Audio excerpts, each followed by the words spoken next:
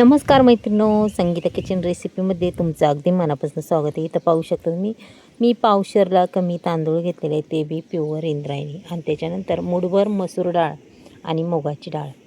याच्यापासनं आपल्याला मैत्रिणींनो अगदीच भन्नाट अशी रेसिपी करायची पाहू शकता. आणि तुम्ही कधी अशा पद्धतीने केली का नाही सांगता येत नाही, पण पहा आज खरंच खूप छान रेसिपी आहे. आत्ता आपण हे तांदूळ डाळ अक्षरशः धुवून घेतलेले आहेत आणि इथं एक बटाट्याची साल काढून तीसुद्धा घेतली. पहा आता इथं भरपूर सारं मी गावरान तूप टाकणार आहे.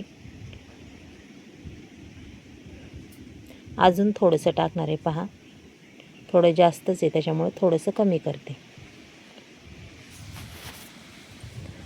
गावरान तूप टाकल्याच्या नंतर आपण जे तांदूळ आणि डाळी धुवून घेतलेले आहे त्या आपल्याला त्याच्यामध्ये टाकून घ्यायच्यात. पहा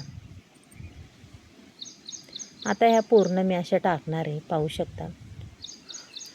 आणि डाळ तांदूळ मस्त अशी खमंग आपल्याला ह्या तुपामध्ये, साजूक तूप आहे मैत्रिणींनो, ह्या साजूक तुपामध्ये ही डाळ तांदूळ खमंग भाजायची. पहा कधी तुम्ही तांदूळ आणि डाळ तुपामध्ये भाजली का?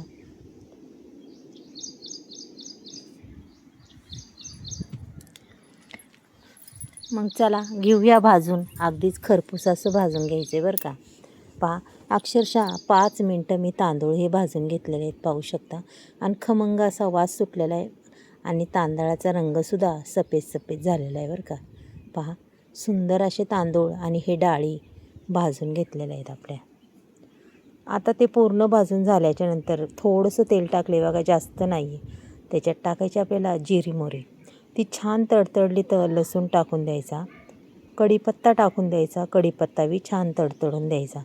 त्याच्यानंतर मिरच्यांचे काप केलेले त्या मिरच्यासुद्धा टाकून द्यायच्या. पहा मस्तपैकी मस्त अगदी परतून द्यायच्या. त्याच्यानंतर लगेच टॅमॅटो टाकायचा आहे. टॅमॅटो बी अगदी छान पद्धतीने असा परतून घ्यायचा आहे. पहा आपल्याला इथं जास्त नाही, अर्धाच टॅमॅटो टाकला आहे, जास्त टाकायचं नाही. आणि आपण बनवलेला असा मस्त राईस, खूप हलका आणि पौष्टिक असा राईस आहे हा. खरंच अक्षरशः कोणाच्या बी पोटाला मवारी देणारा राईस आपल्याला बनवायचा आहे. आता इथं एक बटाटा टाकला आहे, पाहू शकता तुम्ही. हा सुद्धा आम्ही अगदी मस्त असा परतून घेते. बटाटा अगदी छान पद्धतीने परतून घ्यायचा आहे. पहा हे बघा, 2-1 मिनटं तरी मी हा बटाटा परतून घेतलेला आहे. त्याच्यानंतर आपल्याला त्याच्यात थोडीशी हळद टाकायची, जास्त काही सामग्री टाकायची नाही आहे. आणि त्याच्यानंतर 1 चमचा धना पावडर, कारण की हलका फुलका असा आपल्याला राईस बनवायचा, हेल्दी पौष्टिक. मग पहा आता हा हेल्दी पौष्टिक कसा बनवायचा. आता त्याच्यानंतर लगेच हे तांदूळ परतलेले हे कढईमध्ये टाकून द्यायच्यात बरं का आपल्याला. ते टाकून दिल्याच्या नंतर आपल्याला गॅसची फ्लेम कमी करून हे तांदूळ संपूर्ण असे परतून घ्यायच्यात. आता चवीपुरतं मीठही टाकून घेते. पहा आता पूर्ण तांदूळ परतून घेणार आहे. पहा रंग पहा काय सुंदर येणार आहे आणि दिसणार बी छान आहे बरं का. रंग पहा, अक्षरशः 5 मिनटं तरी मी हे तांदूळ परतत होते.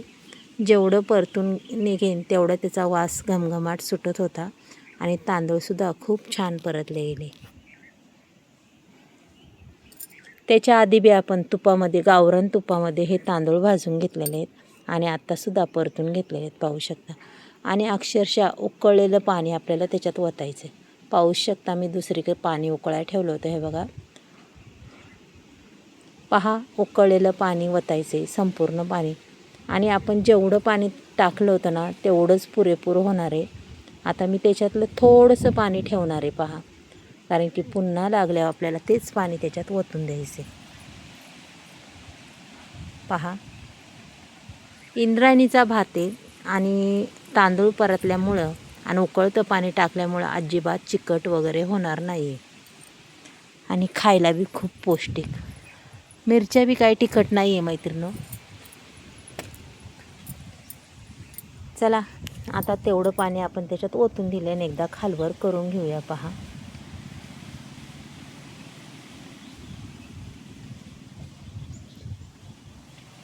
हे बघा, अशा पद्धतीने हा भात आपल्याला असा खालवर करायचा. मस्त खालवर केलेला आहे, पाहू शकता. झाकण काढल्या काढल्या खमंग असा वास सुटतो. हलका, पौष्टिक, हेल्दी म्हणतात ना असा.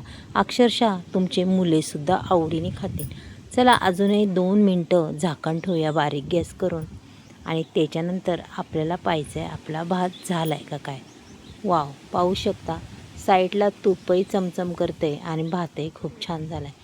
अक्षरशः दाण्याला दाणा नाही चिकटणार एवढा सुंदर झाला आहे आणि खरंच खूप चवदार. चला आता काढून दाखवते.